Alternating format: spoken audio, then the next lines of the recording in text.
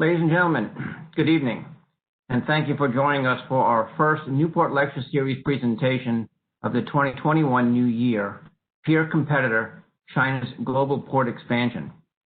I am George Lang, CEO of the Naval War College Foundation, and it's my distinct pleasure to welcome you to this presentation tonight. I also want to thank Chairman Bilden, our esteemed Board of Trustees, members, friends, and benefactors, as well as my staff, for their continued support and commitment for the missions of the Naval War College and Naval War College Foundation. Enabled by our generous foundation members for more than half a century, the college is able to continue its innovative, cutting-edge research, teaching, and training as it develops ethically minded leaders, forms alliances, and identifies threats, creating a nation and a world that is safer and more enriching for everyone. Tonight's presentation is only a glimpse of the scholarly topics mid-grade and senior level officers of our Joint Force team are immersed in during their 10-month academic experience at the Naval War College. I trust you will be impressed. Before I continue, just a reminder that should a question come to you during the presentation, please submit it via the Q&A box, and I'll be happy to present it to our guest speaker during the Q&A session.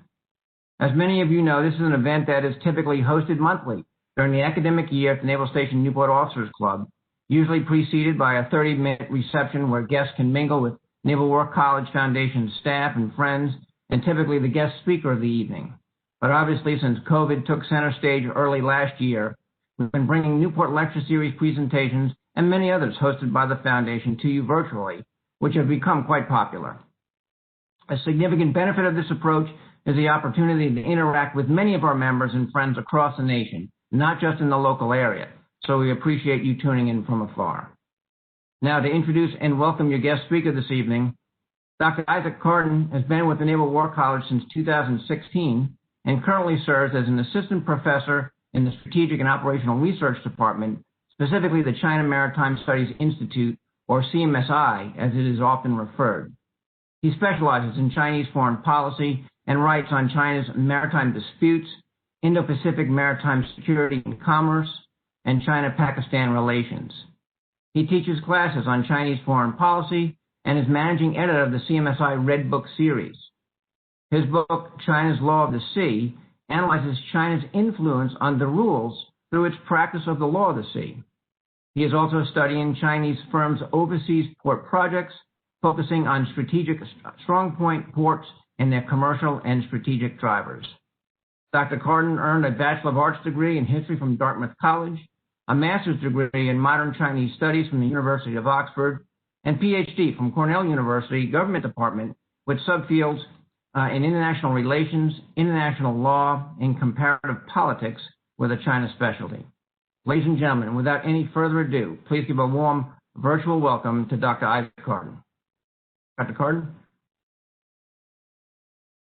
Thank you so much, George, for the kind introduction, and thank you sincerely to the Naval War College Foundation for inviting me and for the vital support that you give to the War College. We really just couldn't do it without you. So I'm really honored to share with you some of the research and analysis that you're making possible. And I know this is a sophisticated group here that's probably familiar with aspects of this, but I hope I'm going to share with you something new that is the fruit of several years of research that several of us at the China Maritime Studies Institute here in Newport have been working on in a variety of different directions. It's a multi-year project, and it's basically looking at the development and utilization of PRC firm-owned and operated ports overseas. And to date, I've briefed aspects of this across the Navy and U.S. government. There's several publications, including one forthcoming in the Naval War College Review, should be out next week or so. Testimonies before congressional commissions, conferences, lectures, etc. And they kind of cover a range of audiences and a range of questions. And what I'm going to try and do is just give you an overview with the aid of some slides here. So for those of you who are tuning in on phones, you may miss out a little bit. I'd encourage you to take a look, as it is a pretty spatial and geographic subject that we're going to talk about today. So the first question that I will try and get at for you is basically descriptive, which is to say, where are the ports that Chinese firms own and operate? Who exactly owns them and operates them? And what are the technical characteristics and specifically the capacity of the various terminals that Chinese firms own and operate? And that descriptive question tells us a lot, but sort of tees us up to start asking some more pointed questions. So the one that we tend to get a lot is China's push into ports globally driven by commercial or strategic considerations? And I'll give you a hint. The answer is yes. So what we've done is try and actually tease that out and try and understand the interplay between various strategic and economic drivers and consequences of China's global port expansion, as I'm calling it here. Trying to think through some of the consequences for the U.S. and for global security generally of this phenomenon. So just to give you kind of the bottom line up front, this network, with the sole and notable exception of the base at Djibouti, is not a network of naval bases, nor is it likely to become a network of what we would recognize as naval bases, at least out to the medium term. But it is already, even without becoming bases, a pretty meaningful network that generates some security effects that are notable to the U.S. Navy. In particular, we, on the basis of both watching where and how the PLA and fleet operates, as well as reading what they have to say, recognize some pretty significant effects in logistics and intelligence. And those are the two key areas that I'll sort of wind up on at the end. But in order to get us there, I'm going to start by looking at the origins and some of the policy drivers for China's port development first. Second, I'm going to look at the specific locations and the ownership of the ports themselves descriptively, using some maps that I hope you'll be able to see. Third, I'll talk through some of the ways in which the party state back in Beijing can and can't control firm assets abroad, some of the mechanisms by which they do that. And finally, we'll take a look at some of the ways that the PLA Navy in particular has utilized the ports and how it's talking about using them in the future.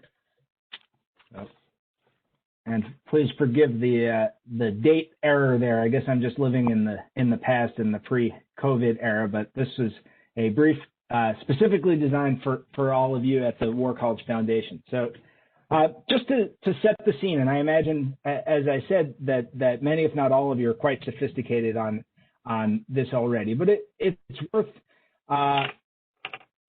taking a look at the origins and some of the domestic drivers, policy drivers that have led to China's network of overseas ports. And we see here the General Secretary of the Chinese Communist Party, Xi Jinping, in two separate pictures at two different ports, one in Europe and then in the inset there on the right at the West Basin Container Terminal in 2012 in Los Angeles, where he visited and toured some of the facilities owned by COSCO, a Chinese central state-owned enterprise. So for at least the last decade, China's leadership has pursued a programmatic aim to, quote, build China into a strong maritime power. This was articulated specifically at the handoff of power between the less memorable predecessor to Xi Jinping, Hu Jintao, and both men articulated it then, and Xi Jinping has really taken this baton and run with it. And maritime power is a complex doctrinal subject, and for those of you who are fortunate or unfortunate enough to have read a lot of Chinese writing on this, you will know that it has many different facets, and they very emphatically stress that maritime does not equal naval, and I think that is correct, and it's an important insight that it is not solely limited to naval or to maritime security questions. And in fact, developing the marine economy, or the blue economy as it's sometimes called, is at the core of this program, and it is a key facilitator for some of the naval power that PLA Navy may ultimately be able to project. But what we can say is that the process of getting to this pretty significant network of ports has followed a recognizable pathway, and has basically been driven by the development goals of the party state in Beijing. In the early stages, around the turn of the century, Chinese firms were kind of working their way out into the global marketplace under the heading, the policy banner of "Go Out," Go Choo Choo. And this is when people started noticing that they were taking interesting positions in natural resources, particularly in oil and gas and minerals overseas. They were not at that point investing heavily in infrastructure, not exporting anything other than low-end manufacturers.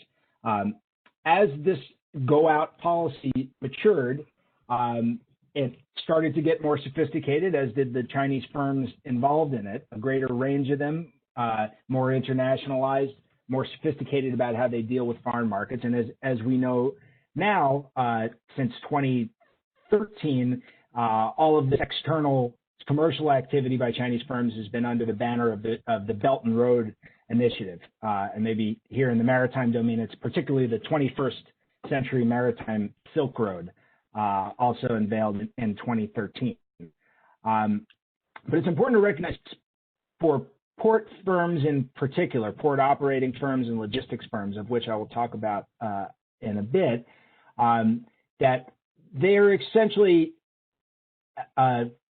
leveraging huge domestic scale, and in some cases domestic overcapacity, to kind of spill out into the global market. China's own domestic port industry.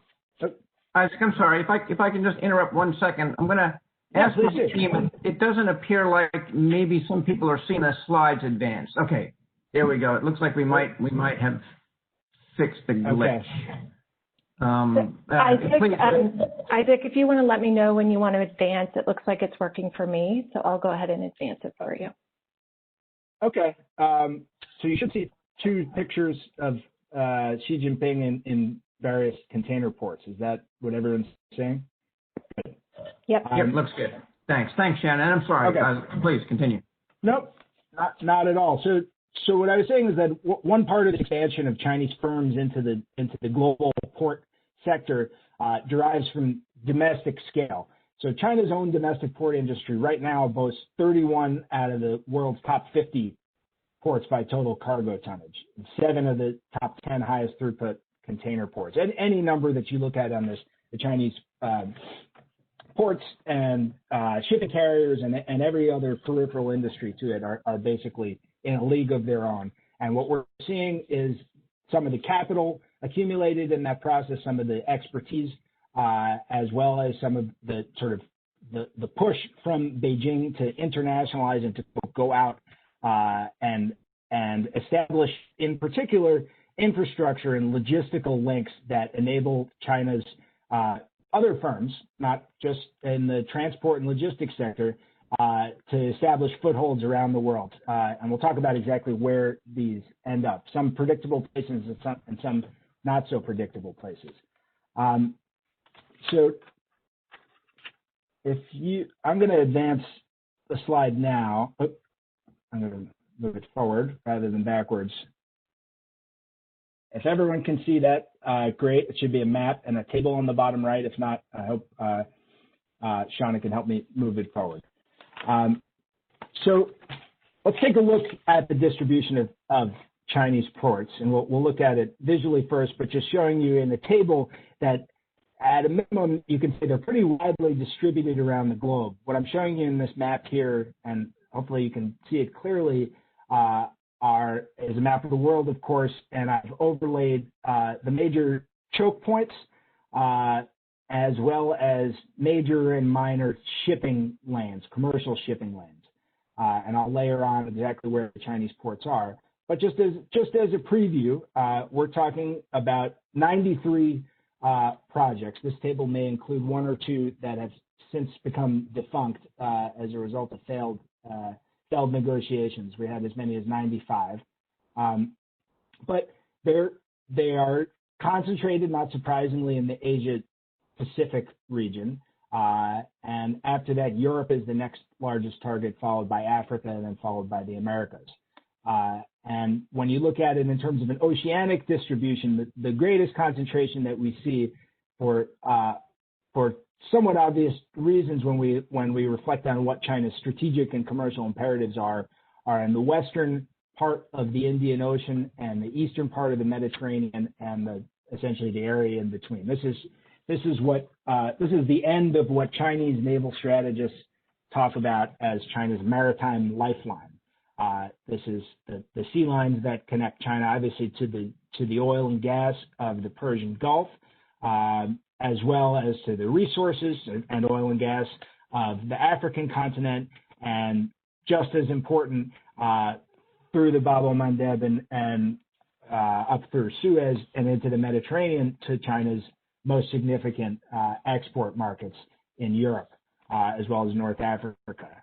So the commercial drivers for this concentration are somewhat clear, and the strategic ones are as well. And we'll talk a little bit about why the case is for China that the flag is following trade as opposed to the normal pattern of trade following the flag, which is to say China's port development has occurred in a relatively peaceful, open global economic system, such that there didn't need to be an advanced security force allowing China to invest and operate in ports abroad. They've been able to go in and leverage their domestic scale and capability to take quite a large position in the global port and logistics market. So I'm going to click through to see the first firm that we've been looking at.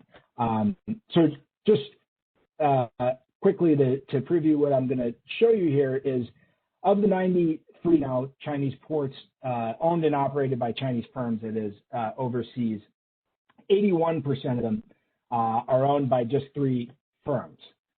That's the China Ocean Shipping Group Company, that's COSCO. That's China Merchants Group, that has a subsidiary called China Merchants Port.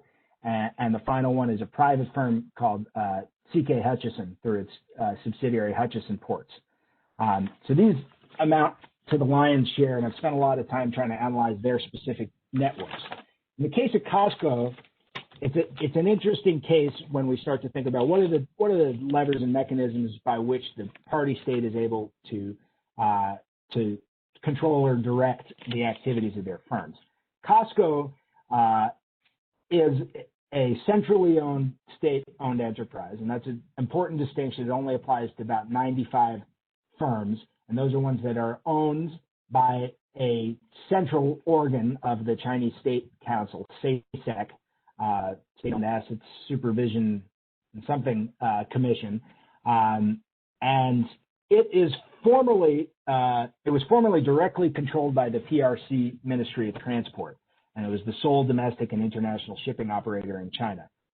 It's subsequently undergone several rounds of corporate transformation and some recent mergers to basically become, if not the most significant global and transport logistics behemoth, at least one of the top 2, along with Maersk and Port of Singapore Authority and Dubai World and a handful of other really large conglomerates.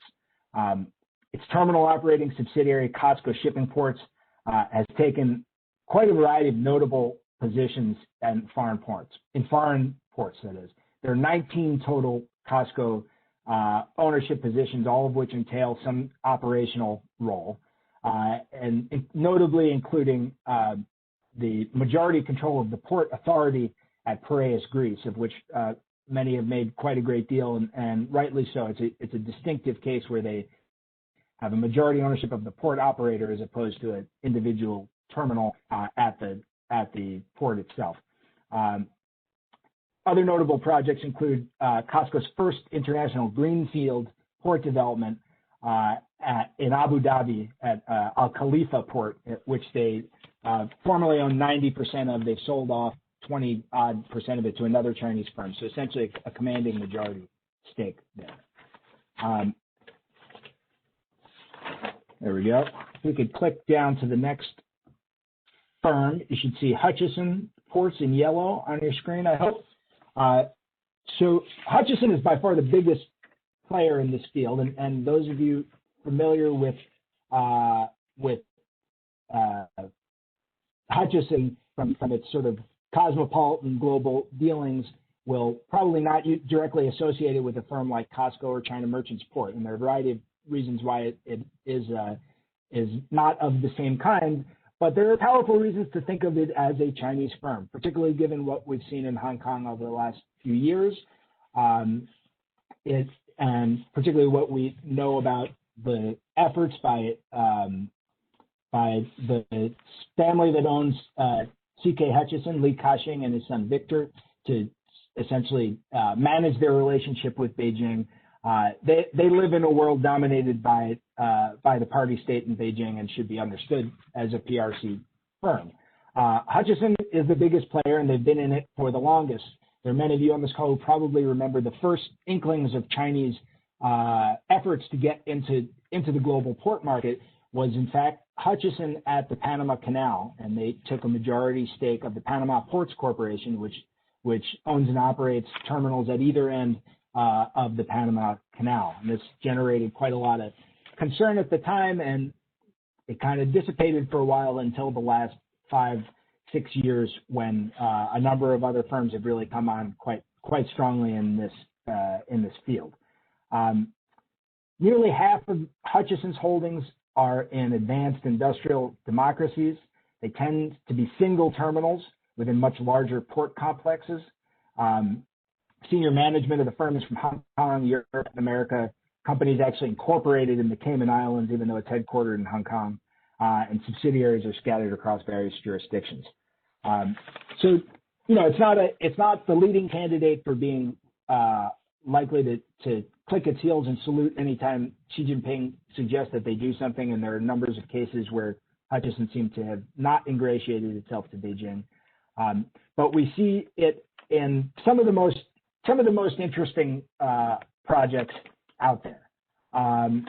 And notably about Hutchison, its typical business model is to own 100% of the terminal that it is operating, and that is 36 out of its 38 total positions. It has 100% stake in, including several in North America, largely in Mexico as well as in Canada.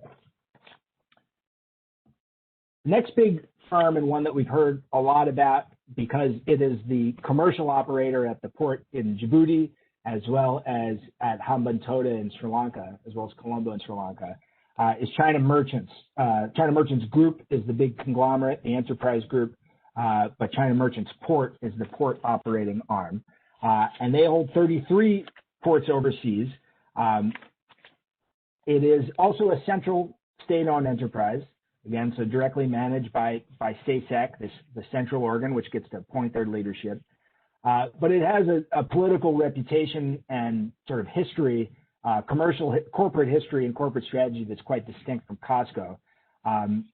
It originated as a Hong Kong trading house founded at the turn of the century in what was called the self-strengthening movement, basically in opposition to British occupation. And they've taken somewhat more conservative positions in most of the ports. They have mostly minority stakes. And in fact, the bulk of China Merchants Port investments, I'm going to click down one more, Sean, if you can help me here, are 22, in fact, are basically just portfolio investments. They're part of a joint venture with a French firm, Terminal Link, formerly owned by CMA CGM, a big player in this industry. The China Merchants has a 49% stake in this joint venture, but has no management or operational role in any of the terminals. And these Terminal Link terminals tend to be, again, in kind of advanced industrial markets, a lot in France, several in the United States, worth noting. That said, because it has been the leading edge of some of the more sort of interesting, shall we say, Chinese projects, port projects, including Djibouti and Hambantota, as well as an interesting facility in Brazil. It is certainly a candidate for close inquiry as a firm that's quite responsive to Beijing's dictates and certainly responsive to the overall maritime power strategy that we're we are discussing here. If you click again, we'll see the range of other Chinese firms, the remaining 20% of these ports. These are largely state-owned enterprises at the provincial level, so somewhat smaller scale. They don't tend to have large portfolios distributed around the globe. Handful of private firms, including a private firm that took a majority position at the port at Darwin, where, of course, there's a U.S. Marine Corps. I'm not sure that's the size of that unit now. Perhaps Admiral Swift will remind me. But a Marine Corps detachment, as well as some U.S. fleet activity, and a source of quite a great deal of consternation for the Australians, but nonetheless an active lease on that facility. So let's move forward to the last of these. The last points that I've overlaid on this show the locations of PLA bases outside the mainland, and these are not extensive, as you'll know. You see that one red dot there at Bab el Mandeb at Djibouti, and then we've taken the liberty of putting in red dots in the Spratlys and the Paracels down in the South China Sea for a variety of reasons. Certainly, those are part of disputed territory, so in some way of framing it, they're overseas. But more importantly, when we're thinking about the capacity of the PLA Navy to operate across the Indian Ocean, we're really looking at what types of mutually supporting hubs, logistical links are there to enable it to operate and to sustain those operations and to sustain more sophisticated operations. So certainly pushing out China's periphery further south through the South China Sea, closer to the Straits of Malacca, is an important part of that process of going out, say, for the PLA Navy. So we spent a lot of time trying to think through what characteristics of these ports are going to make them useful for power projection, useful for essentially non-commercial purposes. And there are a variety of ways to take a cut at this, and we've gathered, thanks in no small part to support from the Naval War College, to buy a bunch of data, as well as research assistance to really collect this across all source, or rather open source collection. So talking about Chinese news, annual reports from the firms, securities disclosures, especially in the Hong Kong Exchange, and a variety of other ports or sources to triangulate exactly the characteristics of these ports, the exact ownership structures, et cetera, and try to understand which ones are going to be most useful for purposes beyond simply shipping commercial cargoes. So at the low end of that spectrum, we're looking at facilities that have a Chinese firm with minority ownership, that are not within choke point regions. And to do some statistical analysis, we've been coding this distance in different ways, but essentially not within a day's steam, say, of a major choke point. And that from a technical capacity standpoint, just how deep the draft is at the pier, how long the pier is, as well as some other characteristics at the port, whether or not they could support some or most PLA Navy surface vessels. So that's at the low end, and then basically moving up to the high end, more or less straightforward kind of linear process. We're looking at ports in which a Chinese firm has sole ownership of all the terminals at the port. This is an important distinction. In a lot of cases, a Chinese firm owns one or two terminals at a very large port. A good example of this would be Rotterdam, where there are, in fact, 3 different Chinese firms have positions ranging from minorities to majorities in different terminals. But the port at Rotterdam has several dozen terminals, and it's a little bit more difficult to see how that could be utilized in any direct way by anyone but the commercial operator. So at the very high end, we want to look at ports in which Chinese firm has sole ownership, and these really tend to happen in the developing world, especially at some of these resource-oriented ports in the west of Africa, where you see a cluster where they're really focused on exporting raw materials for the most part. These are also ports that are in strategic locations. So specifically within 480 nautical miles has been the threshold that we've used to do this analysis of strategic choke points.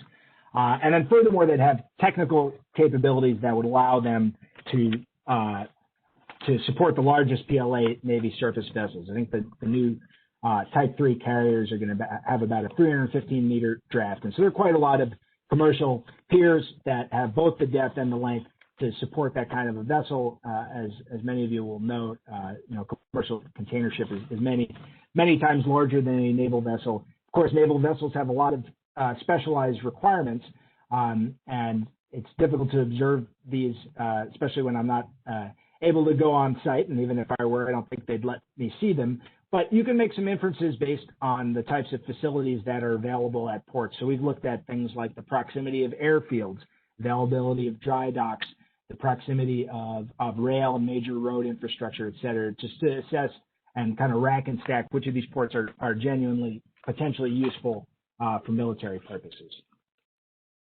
So this is all sort of getting the cart out in front of the horse to some extent, because we are talking about commercial firms, and many of them are listed on overseas exchanges and certainly do have professional management that's responsive, among other places, to shareholders. But if you would click through, we want to think through also the other ways in which these firms may be responsive to other stakeholders.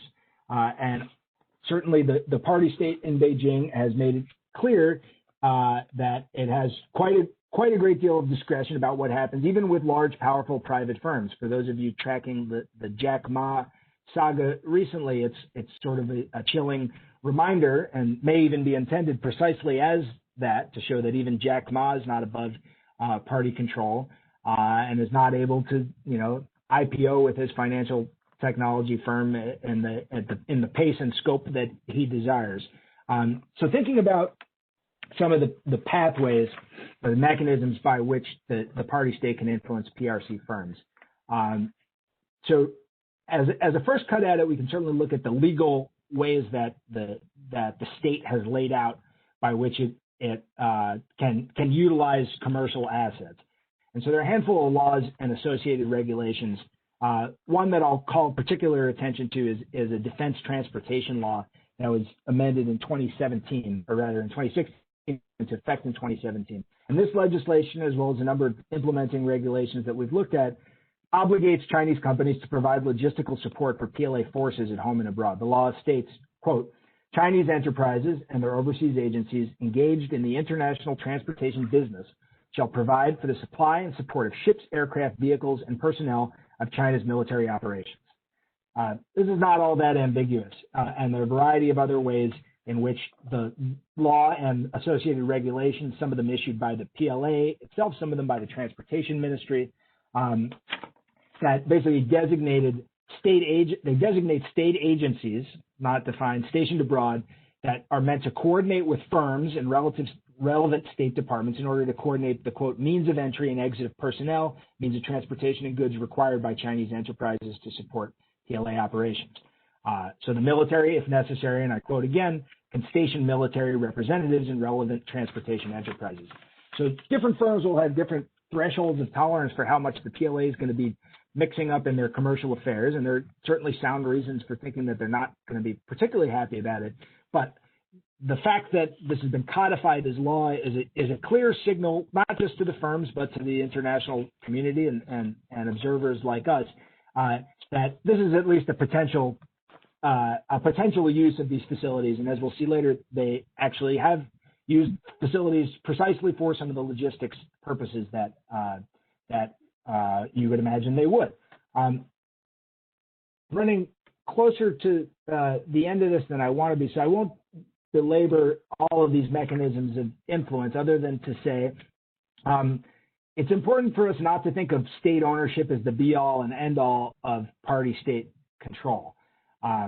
And, that example of Jack Ma in a gigantic, powerful, internationalized private firm should be sufficient to illustrate. But that's not the only characteristic of a firm that makes it responsive to or potentially controlled by bureaucrats in Beijing or by party apparatchiks. There are a variety of other ways that this works, and some of them are indicated there. Certainly, personnel appointment is quite a big one. But more significant in our mind than corporate ownership is the degree to which the firm itself controls the operations of the port, physical capacity of the port to supply naval vessels, specific conditions of the concession from the local port authority, which is often helped. The negotiation towards that is helped by the Chinese diplomats in country, as well as the nature and scope of China's broader diplomatic and economic relations with the host country. So this is sort of a complex of factors that we're taking into mind and trying to think about which of these firms and which of these projects are going to be most likely to sort of bear the imprint of Beijing's influence and Beijing's direction in terms of how to utilize the port. So thinking about some of the strategic intentions that have been articulated by Chinese leaders, by PLA analysts, by academics, we find quite a significant pattern here, and quite a deliberate and explicit desire to develop dual-use capability and strategic value, particularly for tasks like logistics and intelligence. One of the ways that we've gotten at this is through a concept that's been quite popular in PLA doctrine and has spilled out into a lot of the academic writing about, quote, strategic strong points. And they're at pains to differentiate these from the quote unquote hegemonic pattern of U.S. basing abroad and functions, and are very explicit about them essentially being commercial facilities that need to make a buck and need to figure out a way to keep themselves in business, but that should be located in friendly countries, essentially, that are proximate to areas of strategic importance to China and that have technical characteristics, capacity to support PLA vessels. And we see here in the picture a visit to that Khalifa port, which I mentioned, the one that COSCO owns 90% of. This is one of the escort task forces on its way out to or back from Aden, Gulf of Aden. And you see in that little inset there that's a COSCO crane. They go and visit the COSCO terminal. That's understood, and there's quite a lot of writing about how COSCO basically helps facilitate everything from the mundane supply of water and food to somewhat more exquisite things like access to local leadership, like specialized parts and technical assistance. Slide, please. So just going to preview quickly some of the findings about dual use of these facilities. As you can see, the shading scheme here shows in red countries in which the PLA Navy has made a port call to a terminal that a PRC firm owns or operates. Those in blue show you those countries where the PLA made a port call to that country, but not to a terminal that a Chinese firm owns, as well as I believe that there are only 3 countries, including Iraq and Sierra Leone, and my geography is not good enough without it labeled. Another country in Western Africa that have Chinese ports, but there has been no reported PLA Navy visit to them. So what we see is a pretty high ratio of utilization of commercial port facilities. It's not all of them, and they're often using them for fairly benign purposes to include hospital ship visits. There are only a handful of places to date that PLA Navy ships have made technical stops. But as you can see from the table here, quite a lot of them are capable of meeting sort of the basic first order requirements in terms of size, such that they host the new Chinese carrier. And quite a lot of them are in strategically important locations, such that they would allow the PLA Navy, if they were being utilized, to sustain operations more easily in proximity to a major choke point, and also a pretty significant concentration of them along that quote maritime lifeline, that IO slot, Indian Ocean slot. So I am seeing that we're we are running short on time, so I guess I will give just a brief summary of some of the ways that we've tried to analyze this. I'll even put, if you could go down to the last slide, some folks at CFR borrowed my data and overlaid it with submarine cables for broadband for a report that's coming out soon that I thought I'd throw up there just to talk a little bit about some of the broader implications of this effort. Obviously, we've looked in particular at mainly the sort of logistical capacity of some of these facilities, and even the most insignificant and most sort of smallest and least commercially active facility has some capacity to support some type of naval operational use. But there are quite a large number of them that basically have the full panoply of things that you would need to sustain certain kinds of operations. And I say certain kinds because it's very difficult to imagine, with the exception of Djibouti, that any host country is going to allow significant utilization of their facilities by a PLA Navy vessel in the event of conflict, unless they want to become a belligerent in that conflict. And this is something that causes PLA strategists quite a good deal of consternation, and they are shackled both by an ideological commitment to not seek allies and not seek bases, which I think is probably not a very hard constraint, but then the much harder constraint of not having a network of allies, and then maybe even more pointedly of the huge costs in terms of strategic responses that would be incurred if China were to overtly militarize a great number of these facilities. And I think that ultimately is the major break on this process. We've been looking a lot at the Indian Ocean, and one of the huge considerations there for China is geostrategic. It has to do with India and China's desire to have essentially a non-aligned India. This is at the core of China's strategy in Eurasia and certainly in the Indian Ocean region, and it explains some of its hesitance to, for example, overtly militarize the facility at Gwadar in Pakistan. We've recently published a case study on just this question, which you can see on the CMSI site if you're interested.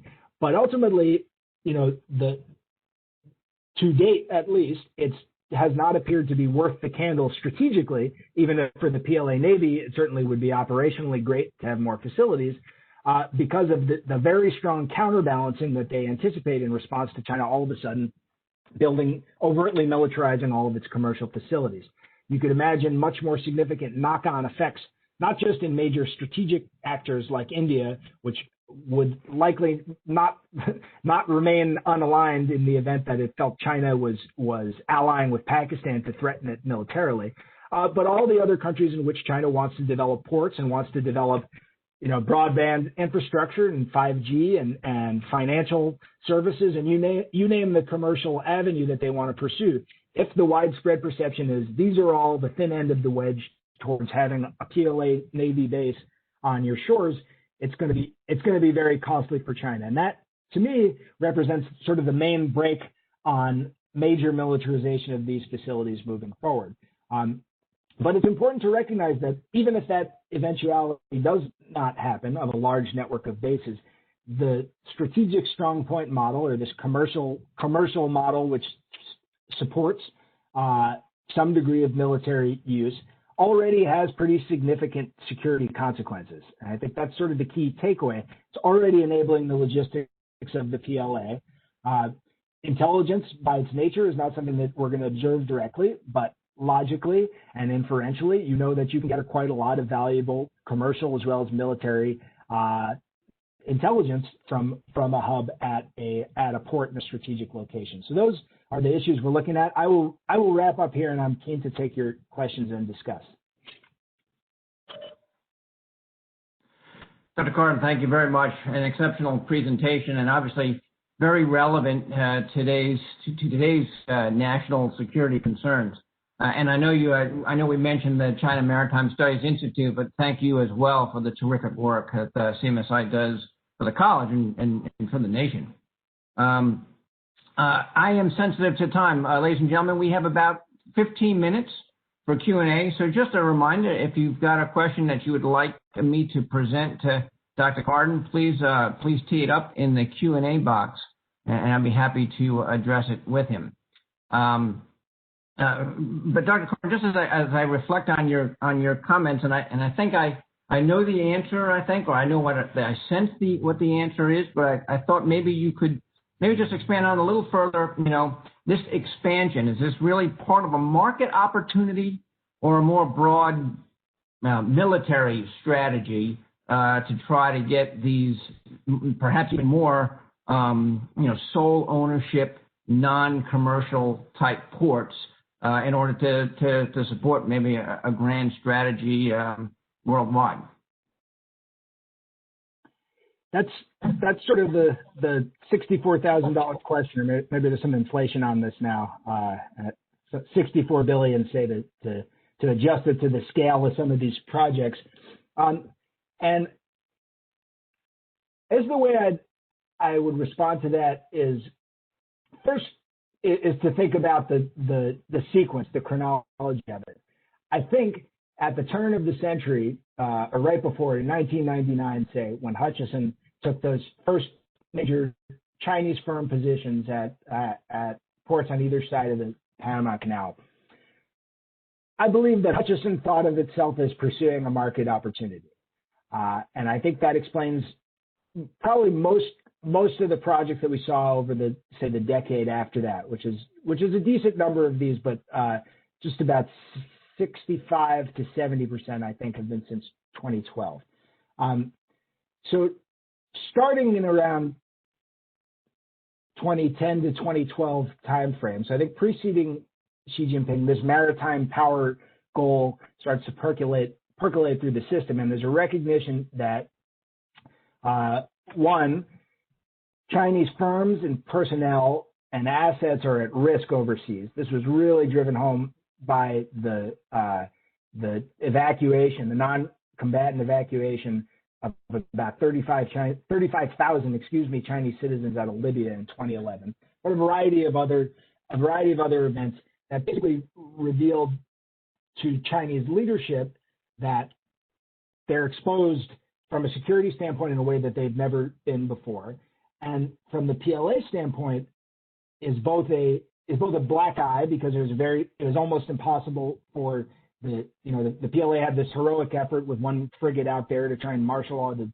commercial shipping they could find, but essentially, basically a spur to the PLA to lobby quite effectively in Beijing to say, we need to be able to do this mission. If you want us to be able to secure China's overseas interests, this is the language that they typically use, protecting or safeguarding the security of China's overseas interests. This is a quote, strategic task for the PLAN now, that they've sort of backed into this role. So I think now you have a clear combination of drivers for acquisition of stakes in different port operating firms or greenfield investments, which at some level, from the firm standpoint, have to be linked to some commercial goals. But because, particularly in the case of these big, essentially too big to fail conglomerates, because they have a little bit of a hazard from a finance standpoint, they're not going to go belly up on any of these. And because they have this network scale, they're kind of not worried about it, and they're able to be convinced, I suppose, that for the good of China's maritime power struggle and for the sake of the PLA Navy being able to do its job and secure these assets, that they should pursue some projects that maybe a corporate board sitting in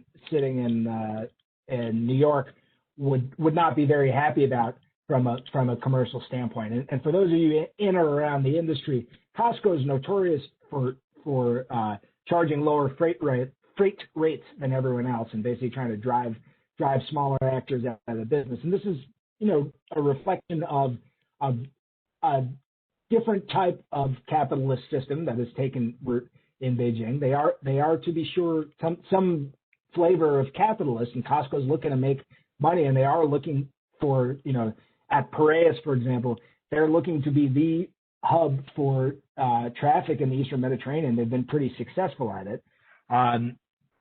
But ultimately, these ports present the best available option to the PLA to project power overseas. And ultimately, the PLA is getting some say in this, as you can see, for example, in that legislation from 2017. They're articulating very clearly and putting the firms on notice that, look, we know you're doing your patriotic duty, you're going out, you're following the Belt and Road, you're building China's maritime power, but you also need to be cooperative. So I guess long answer to a straightforward question. I think probably the locations of the ports and the initiations of the projects, I think it's very difficult to see exactly how that gets directed centrally. But once these projects are in play and once sort of the capital is available for firms to go out and develop projects like this, then the amount of strategic focus and the amount of resources and attention they get can be driven almost exclusively, I would argue, by strategic considerations. So when we look at ports like Hambantota, or we look at ports like Gwadar, which are well known for good reason, because the commercial case for them is pretty weak. So that's the long answer to that. Thank you, George. Well, thank you. I appreciate that. Quite a few questions now coming. First from James Stark. It does not appear the U.S. has any comparable program. If the U.S. government wanted to institute something similar, what are the financial implications? Are these Chinese programs economically self-sustaining, or do they require a large financial investment? That's a great question. That may be more than $64 billion, fortunately. I would say that the United States political economy and our sort of ecosystem is not well adapted to engage in anything like this. And I think maybe as a more general point, there are lots of things that China does that seem to generate competitive advantages. I think this is an example of one, but that which a symmetrical reaction is not appropriate, A, because it's not within our capacity, and B, because it may not be the best way to counter the capability. So one of the reasons that these firms are able to do this is, as you highlighted, there's cheap finance available to COSCO and China Merchants Port in particular that perhaps the U.S. government could make available to U.S. firms, but this gets us to the problem. There are no U.S. firms that build and operate ports at this scale. I think SSA Marine may be the biggest U.S. firm out there. They mostly operate out of Seattle, but there's really no big player. Ports America is another one. No big player, and so there would need to be some major acquisition. Maybe a Maersk or something of that nature. APM, AP Moller Maersk could partner up with a U.S. firm to do this. But the thing that makes these projects appealing to Chinese firms, or rather the thing that makes them able to do it and to expect that they'll be sustainable, is because there's a type of vertical integration in these projects that I don't think is within the capability of a essentially free market rule of law system. When COSCO shows up, they don't just show up and say, we want to develop a terminal and we anticipate such and such volume of throughput, and here's the deal. Within COSCO, the enterprise group, they're already able to direct huge volumes of cargo. So already that's sort of a vertical integration advantage. But maybe even more importantly, they have the good offices, as it were, of senior Chinese leadership and many other firms in China who will show up in deal. Like this is the main function of the BRI, in my view, is it's bundling together a bunch of different interests, corporate interests, and focusing them on particular countries. And so when they show up, it's not just to build a port, it's essentially a theory of development and growth. The way they market it is a theory of development and growth for that country. I think the reality is it's a theory of development and growth for a specifically Chinese business ecosystem. And they have a unique capacity to promise not just the one firm that's going to build something and take an operating lease and maybe it'll work, maybe it won't. It's that they are going to essentially guarantee that Chinese commerce is flowing through this port. It's one of the reasons I overlaid these submarine cables connected to an IT and telecoms set of investments, connected to a trade and industry strategy. A lot of times they're building industrial parks that are supposed to manufacture goods for export out of an export zone. These are all huge scale, kind of centralized, vertically integrated projects that I just don't think they're America's strength. So just briefly on what I do think are some of America's strengths in this regard and ways that we can leverage the fact that China may well be throwing, this is likely not the most efficient way to use this capital, but at a minimum, if they're going to build a lot of infrastructure, we should use it. We should encourage our firms to bid on aspects of these projects that flow out of it. And we should also use our diplomatic good offices to help the local port authorities and local governments negotiate good deals. If we have a comparative advantage in anything, it's lawyers and various other business services, consultants, you name it. They may be able to unload, 40,000 TEUs of boxes, but we could unload a ship of lawyers into Myanmar as we did not so long ago and help them strike a much harder bargain and help shape some of these Chinese projects in ways that are advantageous not just to us, but to the host country, to other firms. And I think sort of working to find ways to keep these projects open makes them, A, over the long run, not as easily controlled by China, and B, actually beneficial to the United States. Over. Excellent.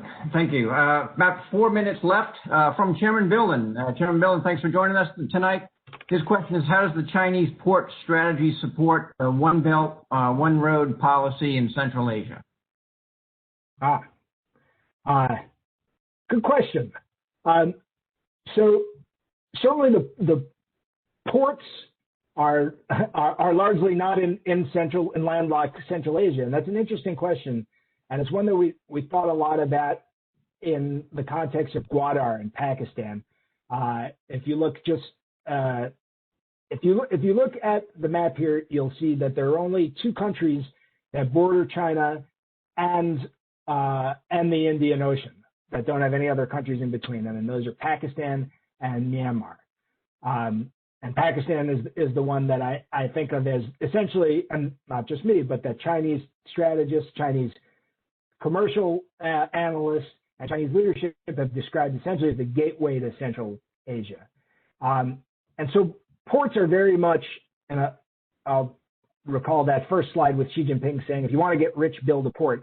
Ports are basically at the center of the business model that China is proposing for connectivity and integration of the various particularly landlocked economies of Central Asia. So to the extent that those are countries that have natural resources for export, which is a big part of the Belt and Road, to basically build infrastructure such that those natural resources can be transported to market, China is not necessarily the end destination for those resources. And so they're looking at building up ports in the Western Indian Ocean. And you can see there projects in Pakistan, potentially a project in Iran. There's numbers of projects in the Gulf. Although, importantly, I would say that port in Pakistan at Gwadar is basically described as the linchpin of this Central Asian strategy. I'm pretty skeptical, and there are a lot of reasons why there hasn't been a major seaport developed there. There is also a pretty effective large-scale port at Karachi that's being expanded. But that's part of the Belt and Road project too. Karachi, as are ports that are not owned and operated by the Chinese. And I think ports are, along with roads and rail and to a lesser extent air, sort of the fundamental enablers, the sort of first order considerations to support the entire BRI strategy, which really rests on this idea of connectivity and of knitting together this trading network and having China be at the center of it and sort of the dominant position and able to dictate terms of trade. So I think potentially maple for Central Asia, but we got a little ways to go for it to develop. Dr. Carter, we've got lots of questions yet. I think the staff might try to capture them for us, and perhaps maybe we can corner you a little bit later, and maybe we can provide email responses to these questions. But thank you again for your remarks this evening. It was truly an honor to host you to speak about a very interesting and sensitive topic, and we truly appreciate you taking time out of your busy schedule to share with us this evening. We look forward to getting you back again here soon, perhaps with some additional time. Ladies and gentlemen, this concludes tonight's presentation. Thank you again for joining us, and please join us on February 24th for a presentation by Dr. James Holmes, the J.C. Wiley Chair of Maritime Strategy at the Naval War College, who will speak to the guests about what the Great Pacific War can teach the U.S. military today.